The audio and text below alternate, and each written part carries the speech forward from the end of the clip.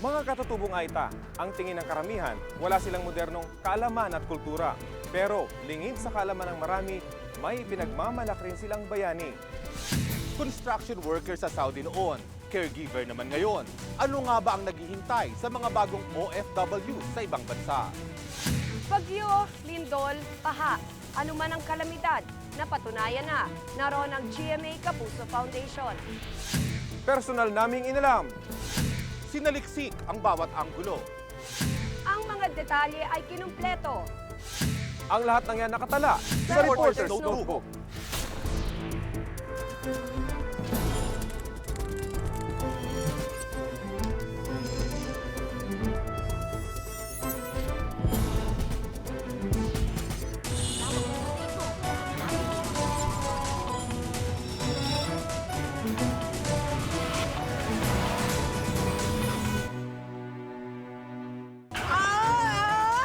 Siya yung nag-aruga sa mga Aita, siya yung isang leader na kilala.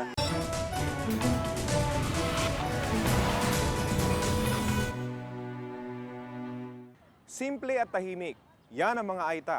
Pero tulad natin, may bayani rin silang tinitingala. Bayaning pinagkukunan ng inspirasyon para ipagpatuloy ang kanilang katutubong pamumuhay at kultura.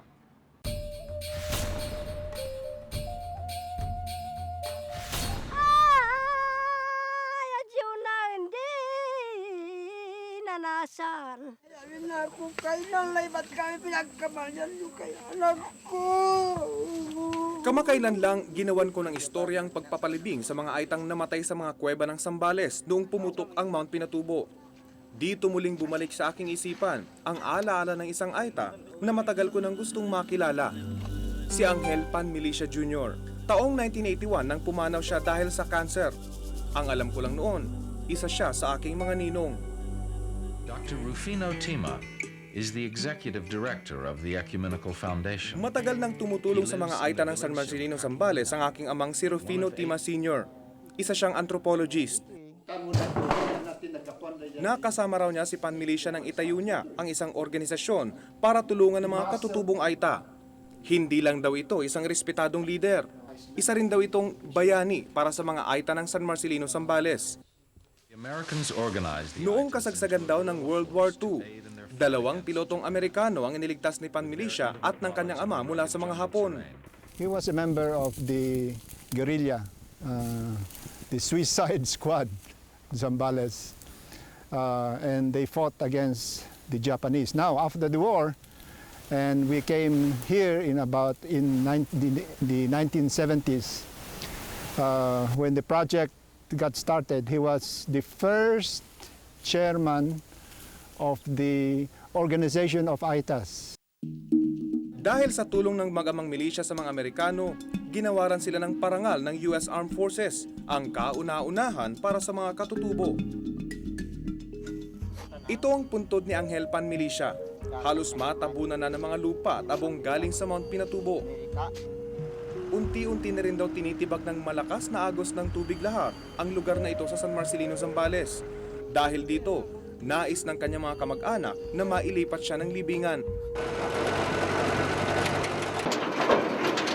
Bago magpasko, kasama ang aking ama, nagdesisyon ng Reporter's Notebook na tulungang mailipat ng libingan ang labi ni Angel Panmilicia Jr. sa isang mas ligtas na lugar. Sa daan, nakita namin ang ilang Aitang dadalo sa nasabing okasyon. Una naming pinuntahan ang pinaglibingan ni Panmilicia Jr. Ayon sa mga kamag-anak nito, kailangang iakyat ang paglalagyan ng mga labi at maging ang iaalay na baboy. Naging tradisyon na kasi ang pag-aalay ng mga hayop sa mga yumaong kamag-anak. Tanda raw ito ng pagbibigay nila ng respeto. Yan tiya. Matarik ang aming daraanan. Bihilyak ya mami. Ang tawag nila sa lugar na ito, entablado.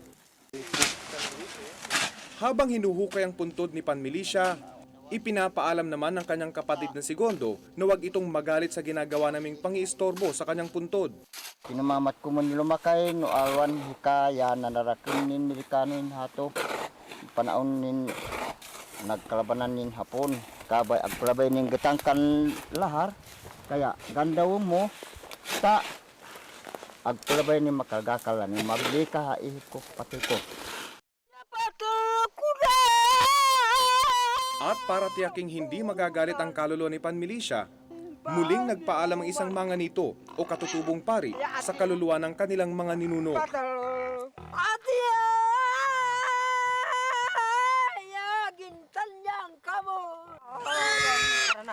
Bago tuluyang buksan ang puntod, inialay ang dugo ng buhay na baboy para sa kaluluwa ni Panmilisya.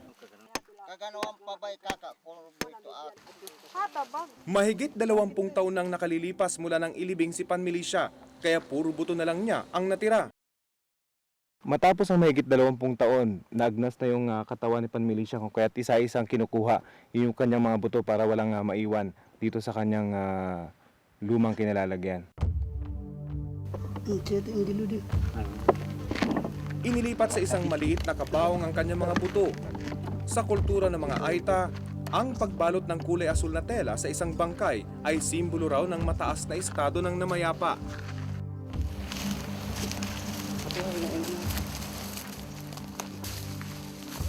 Dahan-dahang ibinaba ng mga kasama naming Aita ang maliit na kabaong.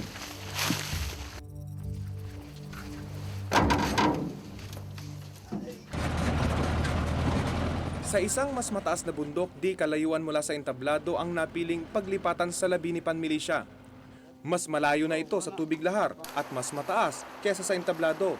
Pero tulad ng dati, matarik pa rin ang aming daraanan. Uy, ito, tanap ito. Uy, kita mo yun. Tradisyon na sa mga Aita na mag-alay ng pagkain bago ilibing ang kapwa Aita. Tinawag ang kaluluwa ng iba pa nilang ninuno para makisalo sa inihandang pagkain. Sa kalagitnaan ng pag-aalay, isang espiritu ang pumasok sa katawan ng isa sa mga kamag-anak ni Panmilisya. Kumpari mo, boy, inanak mo bunyag, inalihan na kay hapagakik. Tanong ng espiritu, bakit si Panmilisya lang ang inilipat ng libingan? Gayong nakalibing din sa entablado ang ama nito. Ala kay agama kita ito. Agi na bayba. Nuag, tika mo tati kay na di tika mo hagyatin na ini. Mahirapan kay ako tayo bilang huyot anak. Noong 1960s namatay si Panmilisya Sr. Noong panahong yon, hindi pa naman usong nicho para sa mga katutubong Aita. Kaya gustuhin man daw ng pamilya na ilipat din ang labi ng matandang Panmilisya, imposibleng makita pa nila ang mga buto nito. Ilang minuto pa natahimik na rin ang kaluluwa. Hudyat na tinanggap na raw nito ang paliwanag ng pamilya.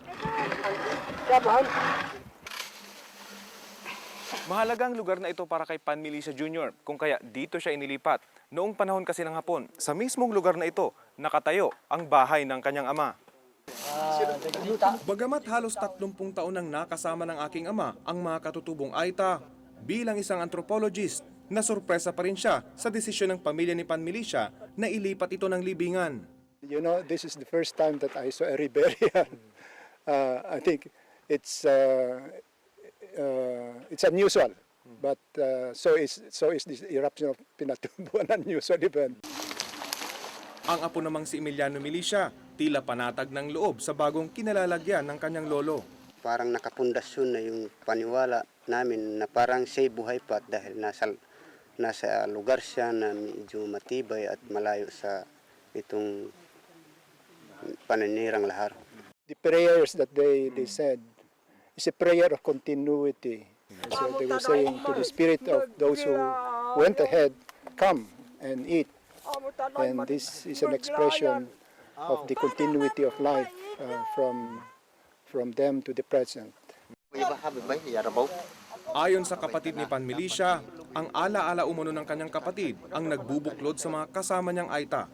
Kaya mahalagang nailipat ang mga labi nito. May mapasyalan hati. Maskin bilang di na, tabi mapasyal. Aw anak pati di ko no makawa ko pun mapasyal ko hati. Bagamat matagal na umunong patay ang kanyang kapatid, buhay pa rin ang alaala nito sa karamihan sa mga Aita. Mula pa noon, ang pamilya na nila ang kinikilalang leader ng mga Aita sa parting ito ng Zambales. Nagbigay pa raw ito ng bilin sa kanya noon. Agmong pahawaan habiti loob ng sawang. Kabay di kita mo nabiyay. Kaya agmo yung pahawaan, kaganaw mo yung mipapatil, bayaw mo, agkaw mi babangga, gandaw mo yung manalang tao. Anuman ang hamon o pagsubok na dumarating sa buhay ng mga Aita, maipagmamalaki pa rin nila ang kanilang angkan, nagkakaisa sa mga adhikain at patuloy na pinahahalagahan ang mga pangaral na iniwan ng kanilang mga ninuno. Ako si Rafi Tima at ito ang nakatala sa aking Reporter's Notebook.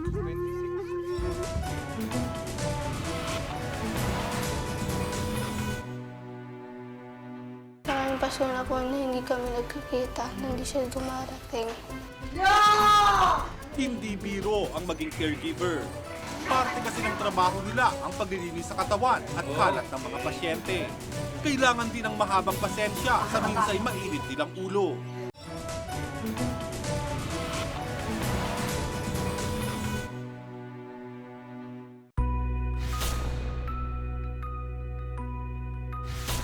Hi, Benedict, Beverly, si Mama to.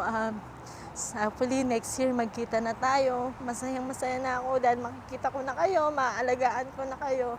Yun lang ang aking pinapanalangin sa Diyos. Ito ang mensahe ni Femorante sa kanyang pamilya. Iniwan niya ang 2 anak sa Pilipinas para maging caregiver sa Los Angeles o LA sa Amerika. Ito ang LA. Isa lang ang lugar na ito sa mga pinupuntahan ng mga Pilipinong caregiver. Para sa iba, mistula itong lupang ipinangako. Pero para sa mga nawalay sa pamilya, lupa ito ng luha at sakripisyo.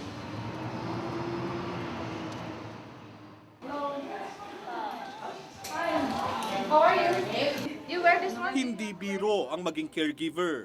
Okay. Bukod sa lakas ng pangangatawan, kailangan ng tibay ng sikmura.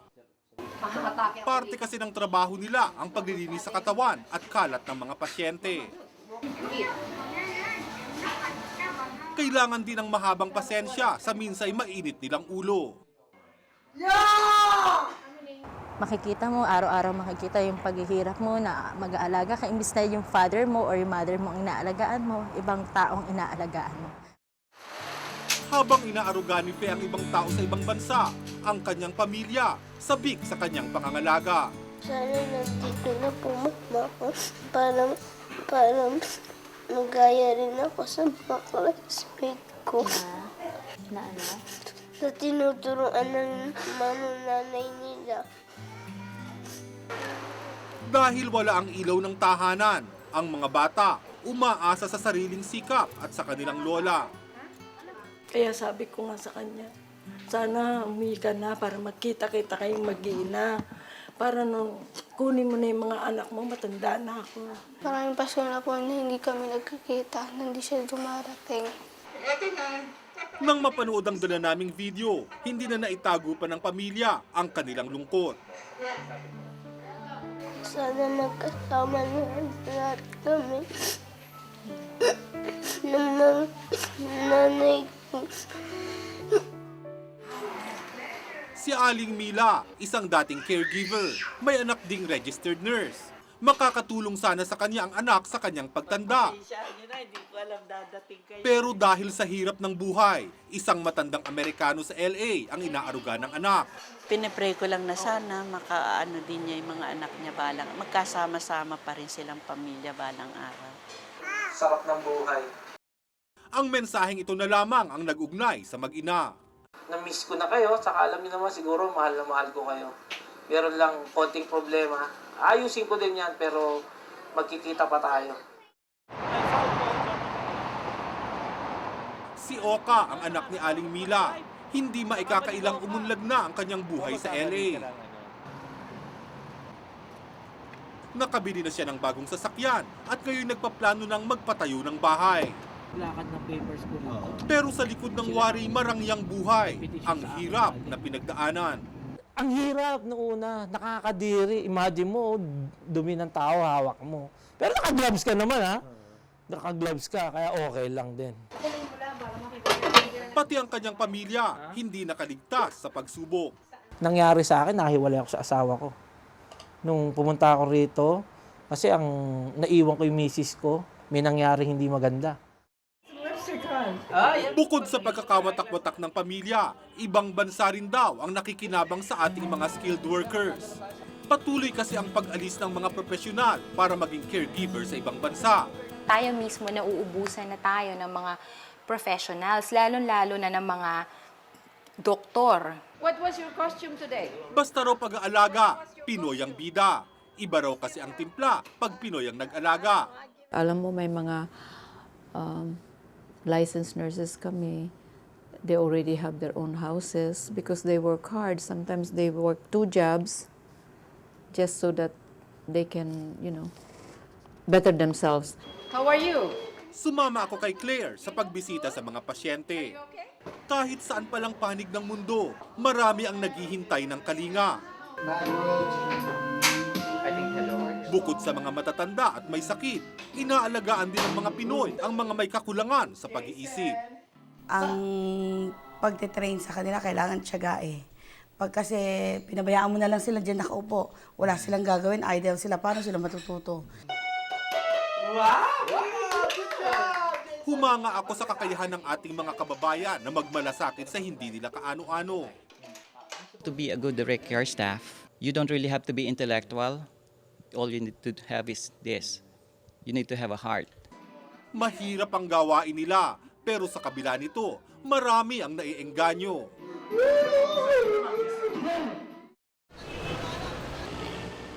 Nandito ako ngayon sa St. Augustine School of Nursing, isa sa napakaraming nagsusulputang caregiver school na pinupuntahan ng libu-libong Pilipino na nangangarap ng ibang bansa upang iangat ang kanilang buhay. And the middle finger.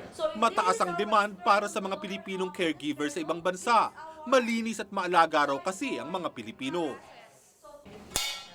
Well, alam niyo naman yung buhay sa Pilipinas, hindi ganun kaganda. So, ang mga Filipino, they think of going abroad and the caregiver is the easiest way to go abroad. Libu-libong Pilipino na ang umalis ngayong taon para maging caregiver. Ayon sa aking mga nakapanayam, mababa na raw ang $800 o mahigit 40,000 pisong buwan ang kita. Marami ring pamilya ang kulang ng 1 o 2 magulang dahil OFW ang mga ito. Si Phoebe, gustong maging computer engineer pero pagiging caregiver ang kinuha.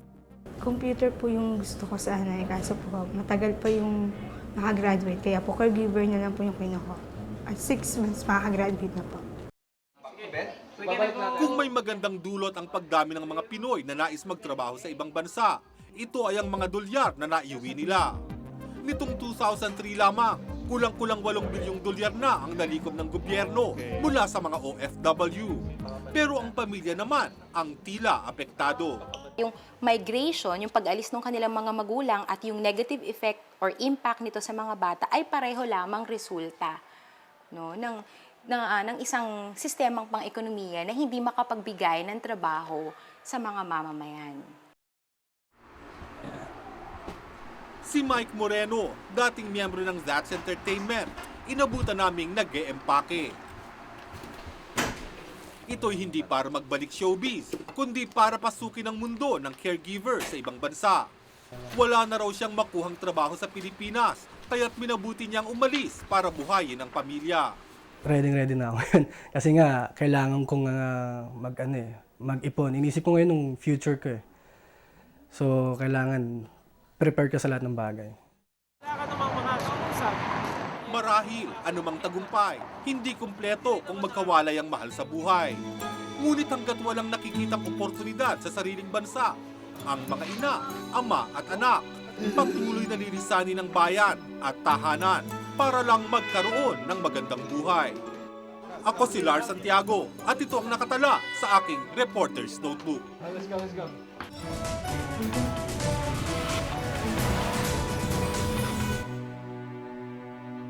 Ayaw ko na pong tignan yung bahay ko. Nahihirapan ako pag natingin ko yun.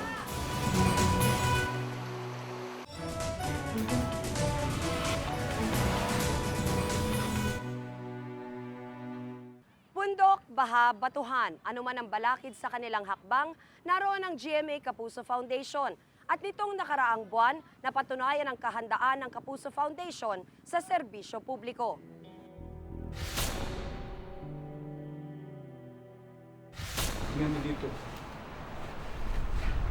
Ang mag-asawang Zenaida at Moises, umaga pa lang naghahanda ng pumunta sa Kapuso Foundation sa EDSA, Quezon City.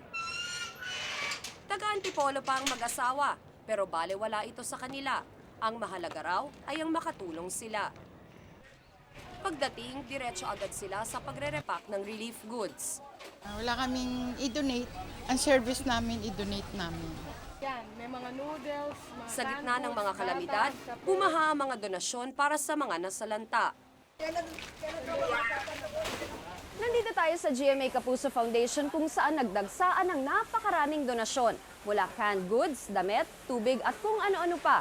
Lahat taus-pusong ibinigay ng ating mga kababayan. Maging ang mga volunteer nagsidagsaan. Napakainit nung pagtanggap ng ating mga kababayan doon sa konsepto ng pagtulong. Makikita mo mayaman, mahirap, nagbibigay ng kahit anong maitutulong nila para sa mga may kailangan. Noong unang linggo ng Disyembre, tumulong kami sa isang relief operation ng Kapuso Foundation. Ang aming destinasyon, ang Villa Aurora. Ito ang pinakanasalantang barangay sa probinsya ng Aurora. 12 oras din ang biyahe papuntang Baler. Sa Baler, sumakay kami ng helicopter ng Philippine Air Force. Ito lang kasi ang paraan para marating ang barangay Villa Aurora. Dala namin ang ilang sako ng relief goods. Yung ba ng kay Pastor ang unahin natin? Kitang-kita sa ere ang pagkawasak na dulot ng bagyo. Lumapag kami sa Villa Aurora, Burok 4. Mainit ang pagsulubong sa amin ng mga taga-barangay. Agad naming sinimulan ang pamimigay ng relief goods. Marami sa mga narito galing pa sa ibang purok. Lumikas dahil nawalan ng tirahan nang nanalasa ang bagyo. Ngayon, paralisado kami lahat talaga dahil walang pumapasok na income, wala rin namang pati mga batang nag-aaral sa ibang lugar. Baka yung karamihan siguro mahinto na. Sa apat na bagyong tumama sa bansa mula Nobyembre, ang bagyong Winnie raw ang may pinakagrabing epekto sa kanila. Sa kasalukuyan, 172 pamilya na ang lumikas at ng ibang bayan. 225 pamilya na lang ang nananatili. Naghanda kami para puntahan ang Purok 1. Burado na raw kasi ito sa mapa. Taga roon si Aling Corazon, pero ayaw na niyang bumalik doon. Ayaw ko na pong tignan yung bahay ko. Nahihirapan ako pag natingin ko yun. Yung asawa ko naiwan na abutan ng tubig. Ano po nangyari sa kanya? Naanod po, naisanlad dyan o sa may kuwan na tabi, sa gilid. Namatay po siya. Patay po siya. Sa kagustuhang maisalba ang kanilang karaoke, buhay ng kanyang asawa ang naging kapalit nito. Gusto mo? Kasya ba ako?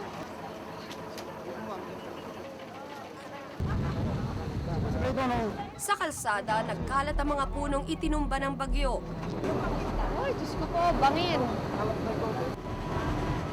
Dumadaan tayo ngayon sa Purok 2 ng Villa Aurora. Papunta tayo ngayon sa Purok 1 kung saan lahat ng mga kabahayan ay na-wash out noong mga nakaraang bagyo. Kasama natin ang ilang mga residente na titingnan ang kanilang mga bahay na nabaon sa putik. Ito ang Purok 1. Nakapanlulumo ang aming nasaksihan. Mahigit 40 tahanan ang natabunan ng lupa. 9 katao ang nasawi. Tanging ang bubong ng paaralang ito ang natitirang bakas na dati may isang komunidad dito. Si Aling Mila, di napigilang mapaiyak. May dalawa po. Natabunan na ang bahay niya ng lupa at bato. Pinalad siyang makaligtas kasama ang 6 na anak. pero ang kanyang asawa inabutan ng pagtaas ng tubig. Yung sabi nila na patawid na daw siya rito sa Ibayo, naabutan na sagkuan sa dulo. Meron din siya mga kasunod, naabutan din iba na ano din. Siguro, mami. Malaking bagay daw ang pagdating sa kanila ng relief goods. Malaking pasalamat ko sa mga nagbibigay na gano'n dahil kakaraos po kami. Tila naging isang bangungot na nga ang sunod-sunod na bagyo na naranasan ng mga taga rito. Kaya maging ang ambon, kanila na raw kinatatakutan. Ang pagbuhos ng tulong ang unti-unting bumubuhay sa pag-asa ng mga taga rito. Ano man ang paraan ng pagtulong, ang mahalaga ay naipaabot ito sa masigit na nangangailangan. Ako si Tina Panganiban Perez at ito ang nakatala sa aking Reporter's Notebook.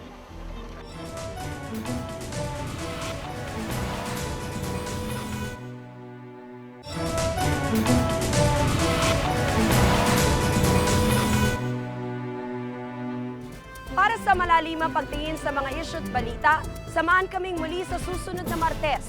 Ako si Tina Panganiban Perez. Ako si Lars Santiago. Ako si Rafi Lima at ito ang Reporter's Notebook. Maganda. Pwede. Ay, Dala. Yan.